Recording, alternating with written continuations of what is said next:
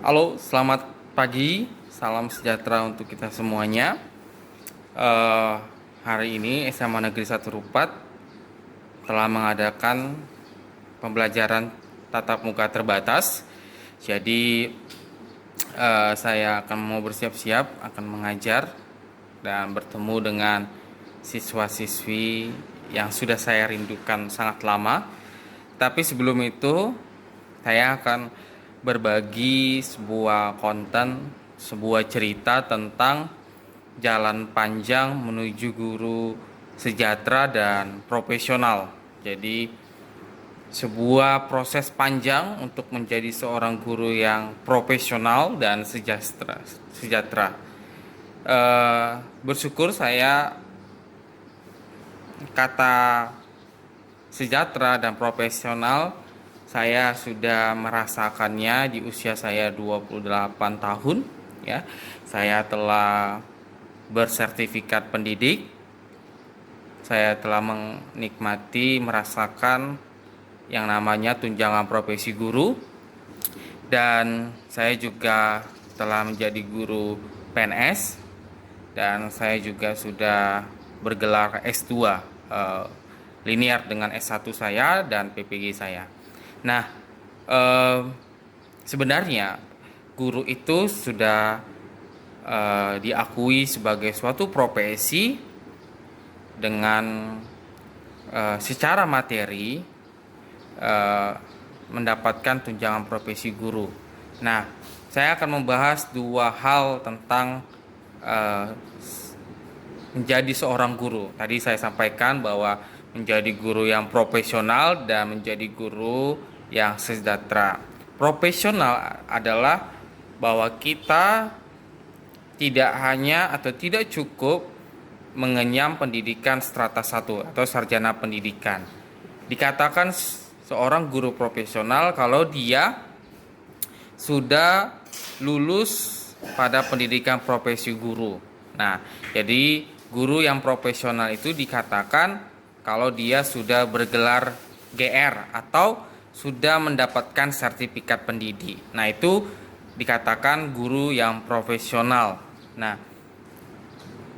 sebenarnya menurut saya argumentasi pribadi saya bahwa untuk menjadi guru profesional itu sangat panjang prosesnya. Selain pendidikan strata 1 yang kebanyakan diselesaikan waktu 4 tahun, dan di sana ada PPL 1, PPL 2, lalu ada kuliah kerja nyata ya. Lalu nanti setelah S1 ada pendidikan profesi guru, ya kan? Nah, itu hampir 1 tahun kalau prajabatan ya. Saya PPG prajabatan. Di sana ada PPL juga selama 6 bulan di sekolah lagi. Lalu nanti setelah CPNS, nanti ketika teman-teman udah CPNS ada induksi lagi gitu. Induksi itu juga sejenis PPL bisa saya dikatakan, karena kita melakukan pengenalan pada lingkungan kerja kita lagi, khususnya sekolah. Padahal di CPNS juga ada prajabatan atau yang namanya latsar. Jadi banyak hal yang menurut saya saya pikir bahwa menjadi guru yang profesional itu panjang, gitu prosesnya panjang, dan menurut saya ada hal yang berulang-ulang. Apa itu contohnya? Misalkan PPG, seorang calon guru yang sudah bersertifikat pendidik, menurut saya ketika dia sudah CPNS nggak perlu induksi lagi. Mengapa? Karena itu menurut saya tidak produktif lagi, itu mengulang-ulang lagi gitu, dan itu hanya menghabiskan waktu, tenaga, dan biaya, dan yang dipelajari menurut saya ya itu saja gitu. Karena apa? Di PPG itu kan pendidikan profesi guru itu 4 kompetensi diuji, ditempa gitu. Nah, di induksi juga seperti itu gitu.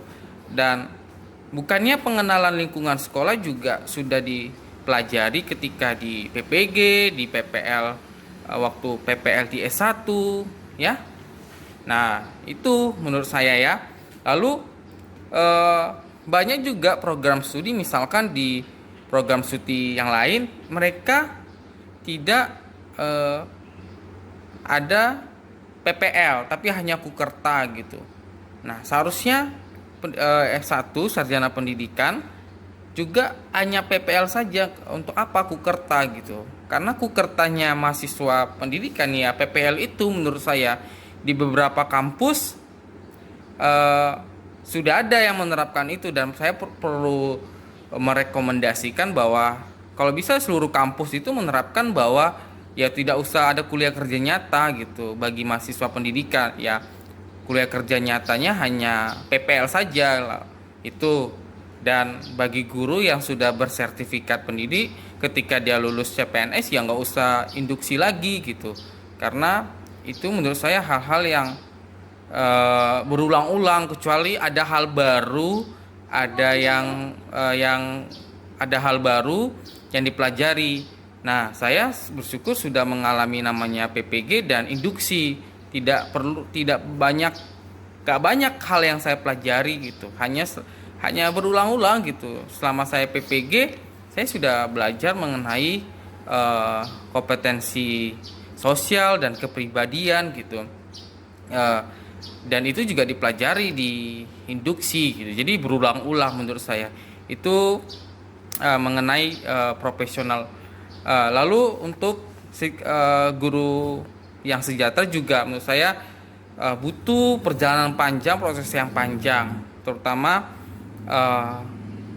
yang terkait dengan tunjangan profesi guru. Saya harus mengatakan bahwa guru sejahtera kalau sudah mendapatkan tunjangan profesi guru. Nah, karena apa? Walaupun saya PNS, saya sangat bersyukur karena saya mendapatkan tiga gaji, yaitu pertama gaji pokok, TPP ya. TPP itu dari Pemprov Riau, dari APBD, dan tunjangan profesi guru. Nah, makanya saya katakan di awal saya sudah merasa sejahtera karena saya mendapatkan apa yang benar-benar menjadi perfect lah menurut saya, yang sesuai dengan undang-undang gitu. Saya mendapatkan tiga ini, tidak ada lagi yang perlu saya capai gitu, karena tiga-tiga itu saya sudah dapat gitu. Jadi saya sudah mendapatkan gaji pokok, lalu saya mendapatkan TPP. TPP itu dari APBD Provinsi Riau ya, tunjangan peningkatan prestasi. Lalu ada saya dapatkan TPG, tunjangan profesi guru. Dan saya merasa saya sudah sangat sejahtera di usia saya yang sangat muda ini ya. Jadi dan bel sudah masuk ya.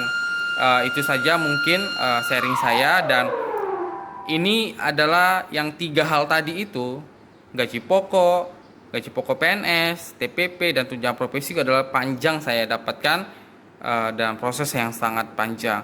Dan banyak juga PNS di daerah lain, guru PNS hanya mendapatkan gaji pokok saja sekitar 2.500.000 sampai 2.600.000, belum, karena tidak ada TPP atau sejenisnya, dan dia juga belum mendapatkan tunjangan profesi guru ya.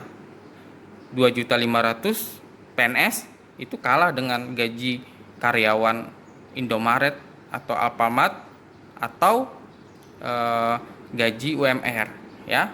Nah, khususnya di kota-kota besar di Jakarta UMR-nya berapa gitu ya. Jadi itu yang saya ingin berbagi kepada teman-teman. Jika ada pertanyaan atau sharing atau komentar bisa di komen di YouTube saya. Terima kasih. Selamat pagi. Saya akan bersiap-siap untuk mengajar.